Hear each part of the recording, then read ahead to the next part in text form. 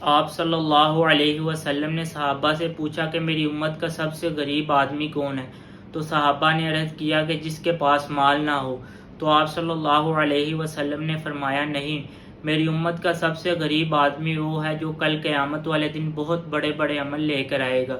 روزہ، زکوٰۃ، حج، ذکر، تلاوت، جہاد، تبلیغ، بہت بڑے بڑے عمل لے کر آئے گا، لیکن حقوق العباد برباد کیے ہوں گے، کسی کو گالی دی ہوگی، کسی کو تھپڑ مارا ہوگا، کسی کا حق کھایا ہوگا، کسی کے خلاف جھوٹا کیس کیا ہوگا، کسی کے خلاف جھوٹی گواہی دی ہوگی، تو وہ لوگ آ جائیں گے تو اللہ رب العزت کہیں گے کہ اس شخص